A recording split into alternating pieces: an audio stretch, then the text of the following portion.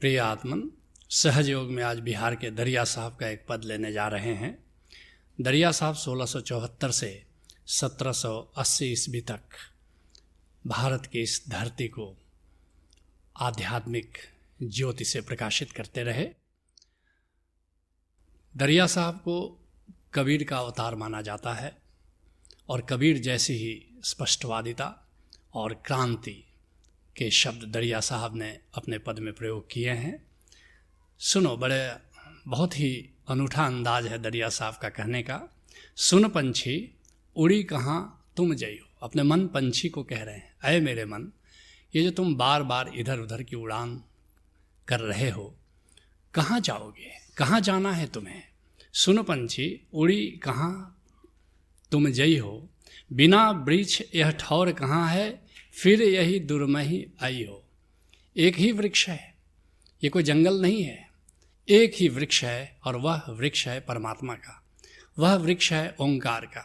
एक ही सिंहासन है, जब तक उस सिंहासन पर नहीं बैठोगे कोई और सिंहासन पर तुम न तो संतुष्ट होने वाले हो, न तो कोई और सिंहासन तुम्हें उपलब्ध होने वाला है। सूरदास ने एक बड़ा ही सुंदर पद गाया है, मोरो मन अनंत कहाँ सुख पावे। ऐ मेरे मन, अनंत सुख की अगर तलाश करते हो तो कहाँ मिलने वाला है।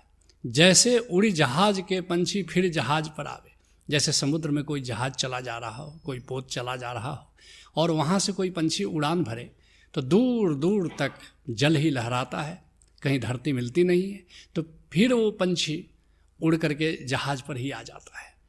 ऐसे ही कहते हैं दरिया साहब कि एक ही वृक्ष है जिस पर तुम अपना बसेरा बना सकते हो और वह वृक्ष ओंकार का है, नाम का है, शब्द का है, परमात्मा का है। इसलिए जो विषय रस में तुम जा रहे हो, उड़ान भर रहे हो, विषयों की ओर उड़ान भर रहे हो, संसार की ओर उड़ान भर रहे हो, तो लौट करके तुम्हें इसी वृक्ष पर आना है। इस बात का स्मरण रखना और फिर जितनी उड़ान भरना हो तुम भरो। कहते हैं दरिया साहब, सब मिली चले जो शून्य स्वर्ग के अहें बेगम में अथाह। एक बात याद रखो, कुछ लोग संसार में उड़ान भरते हैं और कुछ लोग ध्यान की उड़ान भरते हैं, लेकिन दोनों के लिए कोई ठाव नहीं है। अद्भुत बात, बड़े क्रांति के सूत्र दे रहे हैं। गौतम बुद्ध के पीछे लोग चले और शून्य की उड़ान भरने लगे। कुछ लोग योग में, हठ योग में, तंत्र योग में, कर्म योग में, भक्ति योग में, ज्ञान योग में उड़ान भरते रहे। सबको दरिया साहब कह रहे हैं कि इससे कोई फर्क नहीं पड़ता कि तुम संसार में उड़ान भर रहे हो कि शून्य में उड़ान भर रहे हो। जब तक ओंकार का वृक्ष न मिल जाए, जब तक सार शब्द का वृक्ष न मिल जाए, तब तक तुम्हारी कोई गति नहीं, तुम्हारा कोई ठहराव नहीं, तो तुम्हारा कोई विश्राम नहीं है। सब मिली चले जो शून्य स्वर्ग के अहें बेगम में अथाह।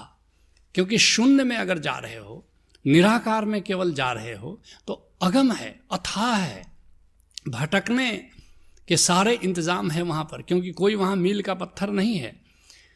बहुत लोग चलते हैं संसार से मुक्त होने के लिए, ध्यान की उड़ान लेते हैं, लेकिन फिर ध्यान में भटक जाते हैं।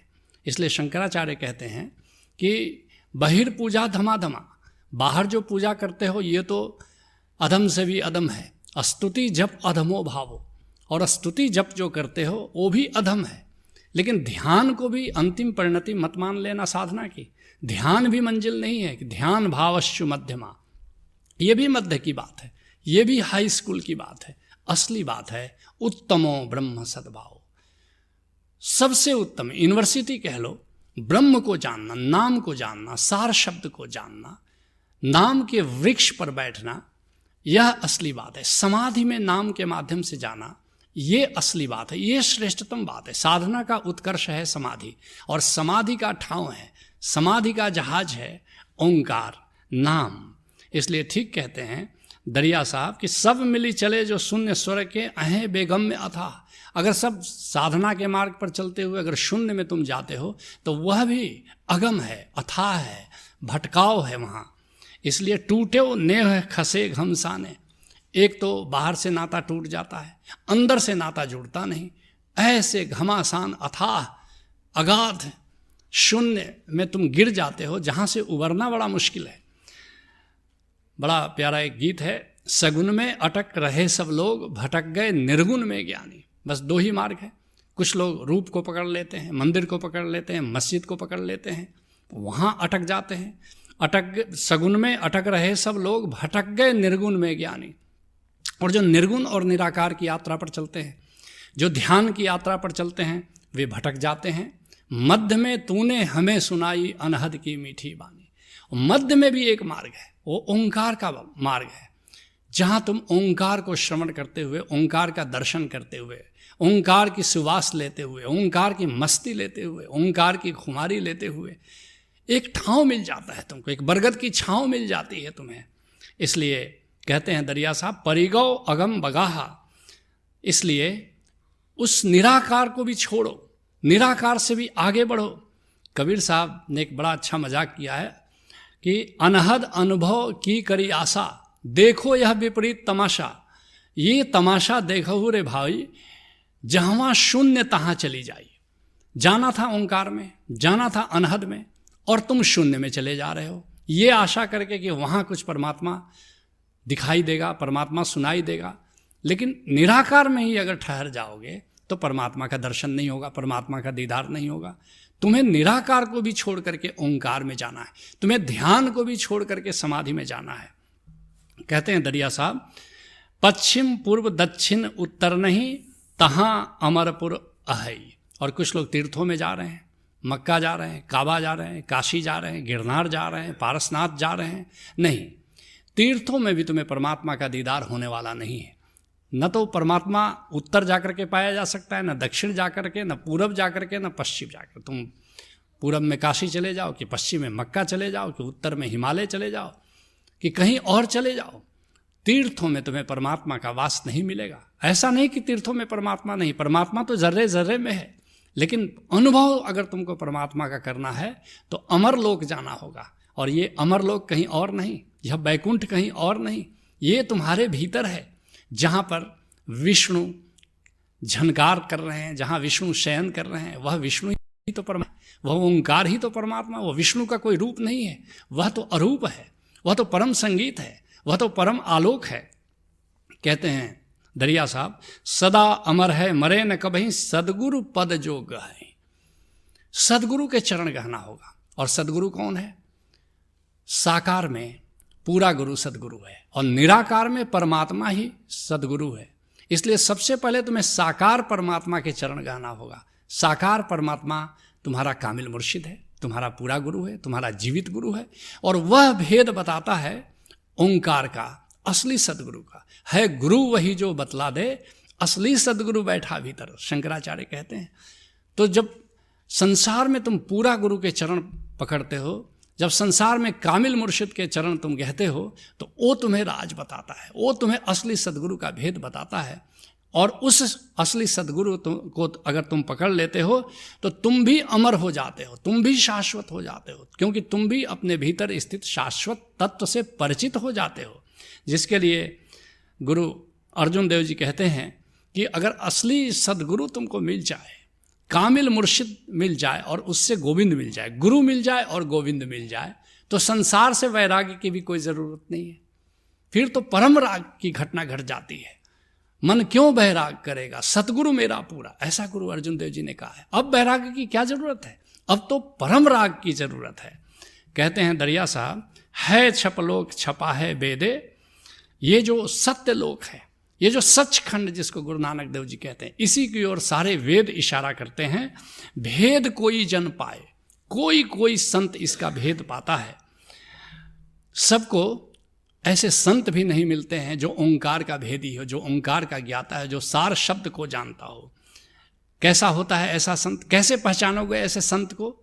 जो रहते हरदम मस्त मस्त, जिनका जीवन है मधुशाला। मस्ती बिस्तर मस्ती चादर, आंखों में मस्ती की हाला। ऐसे मिलते हैं मस्त कहाँ, ऐसे मिलते हैं संत कहाँ। अतसंतम शरणम गच्छामि, भज ओशो शरणम गच्छामि। ऐसा कोई मस्त दिख जाए तुम्हें, समझ लेना कि ये नाम की खुमारी, जिसके लिए गुरु नानक देव जी कहते हैं ना, नाम खुमारी नानका चढ़ी रहे दिन रात। ऐसी दिन रात नाम खुमारी में जीने वाला संत कहीं तो मिल जाए तो उसके चरण गह लेना। कहते हैं दरिया साहब, आखर एक मुक्ति का मूल्या, बिन आखर भाव आए। बस एक ही चीज का मूल्य है, उस एक आखर का मूल्य है, उस एक ओंकार सत्य नाम जिसको गुरु नानक देव जी कहते हैं, वह मूल्यवान है। पोथी पढ़ी पढ़ी, कहते हैं कबीर साहब ना, पोथी पढ़ी पढ़ी जगमुआ पंडित भया न कोई, एक आखर ओम का पढ़े सो पंडित होए। उस एक आखर को जान लो तो परम ज्ञान घटित हो जाता है। कहते हैं दरिया साहब, बिन आखर भाव आवे। अगर उस एक आखर को न जान लो तो बार बार ये संसार में तुमको आना पड़ता है, और उस एक आखर को जान लो तो उसके जानने से सब कुछ जान लिया जाता है। रज्जब साहब कहते हैं, नाम बिना नाही निस्तारा कबहू न पहुँचे पार। याद रखना, नाम के बिना, सार शब्द के बिना, ओंकार के बिना न कोई पहुँचा है आज तक, और न कहीं पहुँच पाएगा कोई। तो निश्चित रूप से एक ही मार्ग है। लोग कहते हैं भिन्न भिन्न मार्ग हैं, किस मार्ग से चलें? मैं तुमसे कहना चाहता हूं कि सारे मार्ग अंततः नाम के मार्ग में विलीन हो जाते हैं। सारे मार्ग अंत में सहज योग के मार्ग में समाहित हो जाते हैं। कहते हैं दरिया साहब, या ही पेड़ के सब मिल लागे सुर नर मुनि की रीति। इसलिए जितने भी लोग हैं, देवता हैं, मुनि हैं, साधक हैं, सब उसी वृक्ष को, नाम के वृक्ष की सेवा में लगे हुए हैं। लालनाथ जी, गोरखनाथ जी के परंपरा के संत हुए, कहते हैं क्यों पकड़े हो डालिया, नीचे पकड़ो पेड़। क्यों डाली पकड़ रहे हो? तंत्र योग की, भक्ति योग की, ज्ञान योग की, कर्म योग की। अरे पेड़ को पकड़ो, उस नाम को पकड़ो, उस सार शब्द को पकड़ो, उस ओंकार को पकड़ो। दरिया साहब कहते हैं, कहे दरिया गुरु ज्ञान विचारो, सतगुरु पद ते प्रीति। इसलिए गुरु ने जो ज्ञान दिया है, गुरु क्या ज्ञान देता है? गुरु ओंकार का ज्ञान देता है।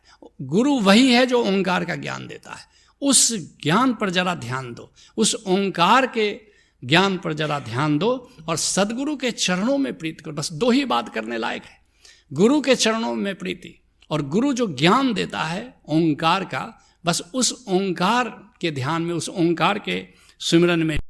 वो जो जड़ी देता है, जिसको सुंदरदास जी कहते हैं कि गुरु तुमको एक जड़ी देता है, हमारे गुरु दीनी एक जड़ी।